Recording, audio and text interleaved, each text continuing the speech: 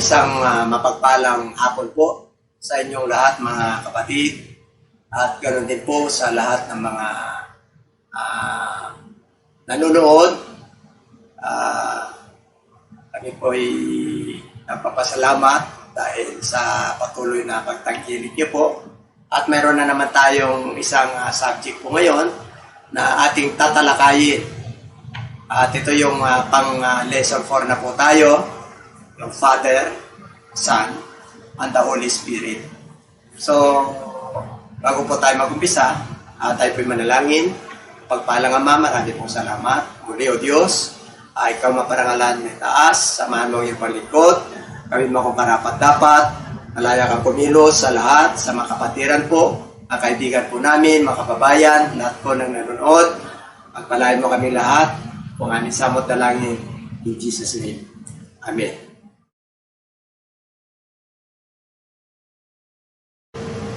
Okay po, at ito po yung tatalakayin po natin, Father, Son, and the Holy Spirit. At dito po, Bible-based po tayo kasi po marami rin po tayong naririnig at mga iba-ibang pananaw, pero sa hapong ito sana po mayroon tayong mapupulot o may dadagdag na kaalaman at pag-pray nyo rin ang iyong abang lingkod.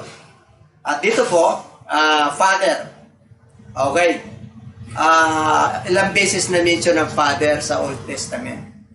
Pero yung father na biological parents sa kanyang anak, yung small letter F, hinahanap ko po kung ano yung mayroong nakatalaga sa banal na kasulatan na father na sa Old Testament. Kasi ilang daan po na mention the word father. Kaya salamat po at binigyan po tayo ng Diyos ng isang father, yung talagang father in heaven sa Old Testament. At yan po ay makikita po natin sa Isaiah 9:6. Ang sabi po roon, New King James Version po tayo, ang sabi po roon, for unto us a child is born, unto us a son is given, and the government will be upon his shoulder, and his name will be called Wonderful, Counselor, Mighty God, Everlasting Father, Prince of Peace. So, pinaka-keyword po natin doon yung Everlasting Father. At ang sabi po ron, meron daw papanganak na isang lalaki, ibibigay sa atin, at ang pamamahala ay nasa kanyang balikat. At ang kanyang pangalan ay tatawagin kamangha-mangha, isang tagapagpayo, makapangyarihang Diyos, at walang hanggang Ama, at prinsipe po ng kapayapaan. So, pagpalain po tayo ng ating Panginoon sa talatang binasa po natin. Kaya napakahalaga po na malaman po natin itong Father. Father who created us, Father in heaven. Kaya salamat po sa Old Testament po, ipinakita sa atin na talagang merong lumikha po sa atin na walang iba yan kundi ang ating Panginoon Diyos. Kaya dito po sa aklat ng in the book of John chapter 1 verse 18, no one has seen God at any time. The only begotten Son who is in the bosom of the Father, He has declared Him. Kaya walang sinumang nakakita kailanman sa Diyos. Ang Diyos na tanging anak na nasa kandungan ng Ama ang nagpakilala sa Kanya. So, wala talaga pong nakakita. Maaring dito sa Book of Genesis, nung nalugod ang ating Panginoon kay Moses, nagpakita po siya.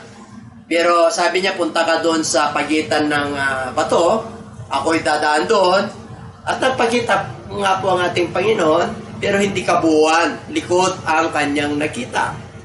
Okay, so, maging yung mga ibang, si Abraham po, nagpakita rin. Pero ang pagpapakita niya ay may appearance po, hindi talaga yung kabuuan na tao. Minsan, nagpapahayag ang ating Panginoon through theophany, yung may mga may wari clouds, nagpapakita po yan. Tulad ng mga anak ng Diyos, nung sila po ay naglalakbay patungo sa promised land. Sila po ay pag-araw, mayroon silang gabay, yung alapaap, yung ulap, at pagkagabi naman, yung haliging apoy. So doon po nagpapayag ang ating Panginoon. So wala pong nakakita sa Kanya kailanman. Kaya nga, mayroong dito sa Old Testament, ay dito sa New Testament po, siya po ang larawan na Diyos na hindi nakikita. Mamaya tatalakayin po natin. Ngayon, God is an invisible spirit. Kaya dyan, no man had seen God at any time. Sa John chapter 1 verse 18. Kaya dito po, pag makita kasi ang ating Panginoon, siyempre po, mamamatay ang tao. Kaya nga nung ang ating Panginoon ay bumaba po rito bilang Panginoon, nagpakilala po siya sa John 14:6 na siya po yung daan. He is the way, He is the truth, and He is the life, and no one cometh to the Father but by Him. So wala po siyang hindi siya nagpakita kailanman. That's why in the book of John 4:24, God is Spirit. Ang Diyos po ay Espiritu, and those who worship Him must worship Him in Spirit and in truth. So dapat ganun po tayo, ang Diyos talaga, yung Father na talagang binabanggit po sa Old Testament, siya yung lumikha po sa atin, kaya tayong lahat po ay magkakapatid. Kasi isa lang po ang lumikha sa atin, ang ating Panginoon Diyos. Kahit na iba-ibang bansa po tayo, iba-ibang lahi, iba-ibang kulay, iba-ibang kultura, pero ang lumikha po sa atin ay isang amang nasa langit. Kaya ang Diyos natin na sinasamba, na lumikha po sa atin is Spirit. Wala po siyang imahin, wala po siyang image. And those who worship Him must worship Him in Spirit and in truth. Kaya yung mga sumasamba sa Kanya ay sa Espiritu at katotohanan. Ang ibig po sabihin, pag tayo pa ay sumasamba, ayaw ng Diyos na meron tayo sasambahin na nakikita. Kasi Espiritu po siya. Espiritu po siya. Tapos yung katotohanan po, dyan yung Kanyang salita. Doon tayo magbe-base ng ating Diyos na sasambahin. Kaya siya po, number one, is the God is an invisible spirit. Hindi po siya nakikita. Ngayon, Father, the Father, God in parental relationship. Okay po. Titingnan po natin dito, Isaiah 63:16. Ang sabi po ron, doubtless you are our Father. Though Abraham was ignorant of us, and Israel does not acknowledge us. You, O Lord, our Father, our Redeemer from everlasting is your name. So, ito po, sa book of Isaiah, siya po yung Redeemer. Siya po yung tagatubos. Tutubusin po tayo ng ating Panginoon Diyos. Kaya dito po, ang Israel minsan, dahil sa kanilang katigasan ng kanilang ulo, hindi nila ina-acknowledge, nakakalimutan po nila yung mga nagawa ng ating Panginoon, yung mga pangako niya. Kaya sabi niya yan, but you, O Lord, are our Father, our Redeemer from everlasting is your name. Kaya dito po, sa Malakay chapter 2 verse 10, treachery of infidelity. Okay. Sa duktong kanina yon. Sa verse 10, sa verse 2:10, have we not all one Father? Has not one God created us? Why do we deal treacherously with one another? By profaning the covenant of the fathers. So dito po, siya po ang lumikha sa atin. So the Father, God in parental relationship. Nais niya na may ugnayan po sa atin ng ating Panginoon kasi nilikha niya po tayo. Bagamat siya po ay nasa langit, pero visible po yung audible voice, naririnig po nila. Ang ating Panginoon, ang panahon po ni Moses, through Moses po, kinakausap po sila ng ating Panginoon. Kaya yung mga anak niyang bayan ng Israel ay natatakot po sila sa lakas ng kanyang boses. Halos talagang parang kulog na dumadalagundong. Kaya si Moses lang po talagang ang may direct access sa kanya nung panahon yon. Kaya dito po, siya po ang lumikha talaga sa atin ng Diyos. Hindi po tayo galing sa isang big bang lang. No? Meron talaga tayong Diyos na lumikha sa atin. So siya po yung Father. Ngayon papunta po tayo sa tinatawag na Son. Son of God. Alam niyo po, sa New Testament, meron na po tayong Son of God. Ano? Ilang beses binanggit po yan. At tinignan ko po, Son of the Most High, meron dyan. My beloved Son, begotten Son. So yung Son po dyan, tumutukoy po dyan kay Jesus Christ.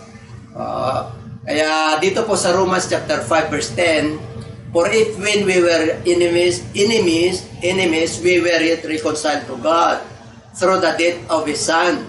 Much more, having been reconciled, we shall be saved by His life. O nakapagkasundo po.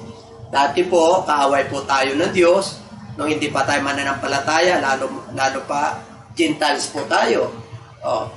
Pinagkasundo po tayo ng ating Panginoon sa pamagitan ng kamatayan ng kanyang anak, na si Jesus Christ po. Kaya, para tayo po ay maligtas. Kaya dito po, isa sa mga ginampanan sa atin ng anak, okay, the Son of God in humanity. Kaya dito po sa Galatians chapter 4 verse 4, but when the fullness of time had come, God sent forth His Son, born of a woman, born of under the law. Okay? Kaya dito po, pinadala niya ang kanyang anak. At siya po ay pinanganak sa ilalim ng kautusan. Pero God has in these days last spoken as by His Son, who is the express image of His own person. Makikita po natin yun sa Hebrew chapter 1, verse 1 to 3. Kaya dito po, sa pagtubos, ang ating Panginoon, siya po ay nagiging anak ng Diyos. Number 3, Holy Spirit. Father, Son, and Holy Spirit. Nasa Holy Spirit na po tayo. God in activity as Spirit. In the book of Genesis chapter 1 verse 2, the earth was without form and void, and darkness was upon the face of the deep, and the Spirit of God was hovering over the face of the waters. Sa pagkalikha lang po, sa Genesis chapter 1 verse 1, ang sabi po ron, in the beginning God. Yung God po ron, Father. Okay. Created the heaven and the earth. And the earth was without form and void, and the darkness was upon the face of the deep. Sa verse 2, and when the Spirit of God moved,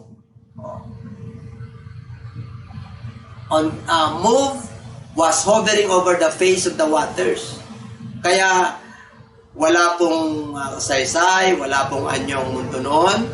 Pero nung kumilos po ang Espiritu ng ating Panginoon Diyos, ang sabi po sa verse 3, let there be light, and there was light. And God saw that the light was good, and He divided the light from the darkness. Okay? And He called the darkness night, He called the light day, and He called the darkness night. So the evening and the morning were the first day. Yan po sa Genesis 1:5 po yan. Kaya ang pinakano doon, yung Holy Spirit, kumilos po. Kaya nagkaroon po ng anyo, nagkaroon ng kulay ng mundo ito, nagkaroon ng buhay. Ganon din po sa mga tao po, sa mga kanyang nilikha. Kung wala pong Holy Spirit ng ating Panginoon, meron tayong espiritu bilang tao. Kasi nilikha niya po tayo ayon sa kanyang sariling wangis. Meron po tayong espiritu, kailan pahiram po yan. Ang nais ng Lord yung kanyang Holy Spirit na siyang papatnubay sa atin. Kasi ang tao po ay naglalakad mayroong hininga, pero patay po yan sa harapan ng Lord pag walang Holy Spirit. Kaya nais ng Lord, magiging active yung kanyang Spirit niya po sa atin. The Holy Spirit, God in activity as His Spirit. Yan natin ang Ephesians chapter 4, verse 4 to 6. There is one body and one Spirit, just as you were called in one hope of your calling. Verse 5, one Lord, one faith, one baptism, one God and Father of all, who is above all, and through all, and in you all. Okay? So, ang sabi ko riyan, isang katawan, isang espiritu, isa lang yung pagkatawag sa atin ng pag-asa, isang Panginoon, isang pananampalataya, isang bautismo, isang Diyos na Ama sa lahat, nasa ibabaw sa lahat, sumasa lahat, at nasa lahat. So, dito po, ang Espiritu po, na tinutukoy po dyan, yung Father, Son, and the Holy Spirit. Father is not different from the Son, and Son is not different from the Holy Spirit. So, ang tawag ko po dyan, He was the Father in creation, He was the Son in redemption, and He was the Holy Spirit on regeneration. Siya po yung Ama sa pagkalikha, siya yung anak sa pagtubos, at siya po yung Holy Spirit sa ating pagbabago. Kaya napakalago po na malaman po natin na talagang ang ating Diyos ang siyang lumikha sa atin. Kaya dito po napakalaga na malaman po natin na yung Ama na siyang nagsasalita noong panahon nila Moses at sa mga propetang nagdaan, hindi po magkaiba yan si Jesus Christ. Kasi sa binasa po natin kanina sa Isaiah 9:6, everlasting Father po yung ipapanganak. Isang lalaki. Ibibigay po yan siyang mamamahala. Siya ang prinsipe ng kapayapaan at makapangyarihang Diyos. So napakahalaga po na malaman po natin na yung everlasting Father pala ay nahula na po sa Isaiah 9:6. Isa lang po yung Father dyan sa Old Testament. Yan po ang aking niresearch po. Kaya salamat sa ating Panginoon. Kasi po, akakala ko rin nung bago pa po ako mananampalataya, iba talaga yung personality ng Ama sa anak at yung personality ng anak sa Holy Spirit. Sa Hebrew po, chapter 1, verse 3, there is only one person of God. Kaya hindi pwedeng tatlo po ang persona ng ating Panginoon. Kaya magkakaroon po tayo ng kalituhan pag tinanong po tayo yung magkakaiba po yan. At ang Diyos mismo, ang sabi niya, wala na akong ibang kilalang Diyos pa. Isa lang talagang lumikha sa atin. Si Jesus Christ po, ipinadala po yan, nahula na rin para tagapagligtas po. Galing po sa langit yan, pinaglihi po siya sa pamagitan ng Holy Spirit. At virgin po yung kanyang mother. Hindi po siya nagkaroon ng intercourse kay Joseph. Kaya naglihi po siya sa pamagitan ng Holy Spirit. Kasi nahula po yan sa Isaiah 7:14 na talagang yun ang palatandaan na papanganak ang Virgin at Emmanuel ang pangalan po niyan. So ibig po sabihin sa Matthew chapter 1 verse 23, naganap po yan, na-fulfill po yun. Yung prophecy na Isaiah. Na nung dumating, pinanganak po rito, bilang anak, si Jesus Christ, para maligtas po tayo at matubos, Emmanuel is with us. Kaya salamat sa ating Panginoon. Kasi po, binigyan niya po tayo ng pagkakataon na talagang malaman po natin. Kasi talagang sa tulong po ng ating Panginoon, yung Holy Spirit, yung guide niya po, talagang isa lang po yan. Kaya Father in creation, Son in redemption, and Holy Spirit on our generation. Kaya Sa Genesis chapter 1 verse 1, in the beginning God created the heavens and the earth. Yung God po dyan, yun yung Father. Ano? Sa Son naman, pag sinabing Genesis 1 chapter 1, ano po yun? Nagsalita ng ating Panginoon. Nang sabi ng Book of Genesis, nang pasimula ay likhain ng langit at lupa, ang Diyos ang lumikha. Sa Son naman, dito po sa Book of John, chapter 1, verse 1, in the beginning was the Word, and the Word was with God, and the Word was God. So yung nagsalita po sa Genesis chapter 1, verse 1, hindi po magkaiba yung verbo yung sa John chapter 1, verse 1 sa New Testament. Kaya sabi ron, in the beginning was the Word. O yung nagsalita po doon, na God, siya po yun. O yung Word na yon, nagkatawang tao po yan. Kaya was with God. In Him was light, and the light was the light of men. Sa verse 14, and the Word was made flesh and dwelt among us. And we beheld His glory, glorious only begotten of the Father, full of grace and truth. Kaya punong-puno po siya ng katotohanan at biyaya. Kaya ginampanan niya po yon, the office of the Father is creation, God, the office of the Son is in redemption. May kanya-kanyang generation po yung panahon. At yung sa atin po, ibinigay niya po yung Holy Spirit. That is the promise. Na nevertheless, I'll tell you the truth. It is your advantage that I go away. For if I do not go away, the helper will not come to you. But if I depart, I will send him to you. O pag nandun na po sa langit, bumalik na po siya sa trono ng ating Panginoon dahil natapos na po yung mission niya bilang anak. Siyempre po, bumalik na po siya doon. Nasa trono na po siya ngayon. Kaya sabi niya, ako mismo ang magpapadala sa inyong Holy Spirit. Kailan mamamatay ako? This is your advantage. Advantage po sa ating mga tao. Kaya sa Joel 2:28, promise niya po yan that I will pour out my spirit upon all flesh. Yung young men, yung mga maid, yung mga old, magkakaroon na po sila ng mga visions, makakilos ng Lord sa kanila pag may Holy Spirit po. Kaya dito po sa ating pinag-aralan po ngayon, hindi po magkakaiba po yun. Yung Father, siya rin po yung Son, at saka siya rin po yung Holy Spirit.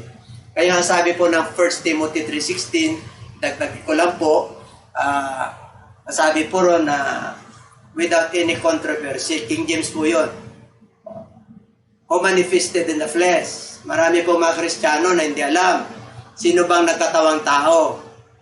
Ang sabi po nung iba, si Jesus Christ. Ang sabi po ng Bible, ang nagmanifest sa flesh ay God.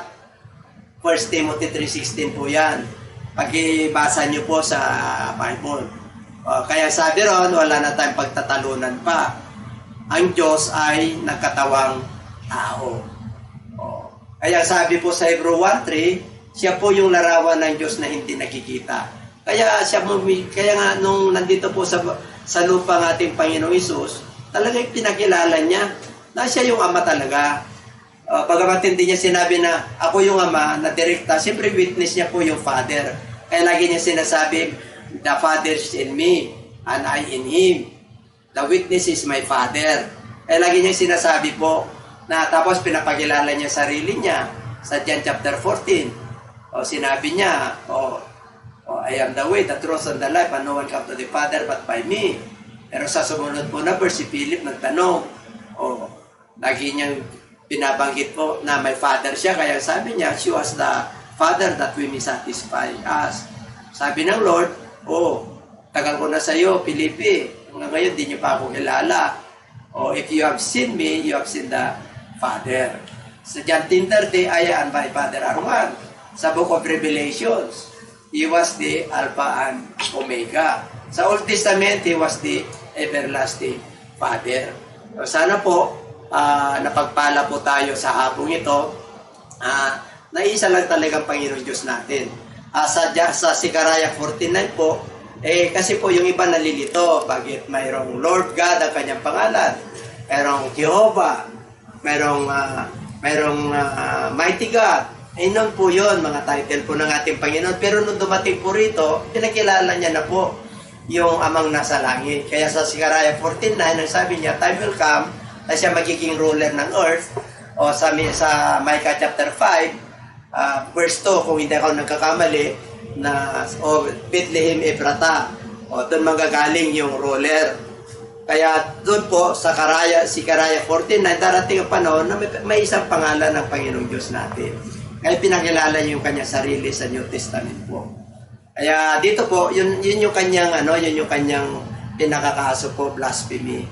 Kaya talagang nilitis po siya, kinrucify po siya ng namatay. Kasi yun po yung mission niya, para tayo po lahat ay maligtas. Kasi ang kaligtasan na po talaga noon, ang pinili niya yung bayang Israel. Pero salamat sa ating Panginoon, kasi nagpakilala po sa atin. Sana po, wag po kayong ma-offend. Ito po ay karagdagang kaalaman, base po sa banal na kasulatan po, ang aking sinasabi po. At guided po tayo ng banal na Espiritu. Maraming salamat po at manalangin muna tayo sa pagtatapos. Kapagpalang Ama, marami pong salamat sa pamagitan ng iyong anak na si Jesus at ganoon din ang banal na Espiritu na siyang pumapatnong buhay sa amin. Salamat po ng marami sa katuran ngayon at ipinakilala mo sa amin, Panginoon, na yung amang nasa langit at yung anak na pumaba at bumalik uli at babalikan kami uli at ibinigay niya yung kanyang Holy Spirit, ay isa lang pala yun, Panginoon. Isang Panginoong Diyos at ang kanyang pangalan ay si Jesus Christ of Nazareth. Marami pong salamat. Pagpalain mo lahat ang mga televiewers, ang lahat ng mga kapatiran po namin, ang mga kaibigan po namin, ang mga kapwa mananampalataya. Na sana po, pagbuksan nyo kami, Panginoon, ang aming spiritual na unawa upang lalo pa naming malaman kung sino ka sa aming buhay. Marami pong salamat sa paggabay mo sa iyong paglingkod. Pagpalain mo kami lahat, kung aming samot dalangin, in Jesus' name.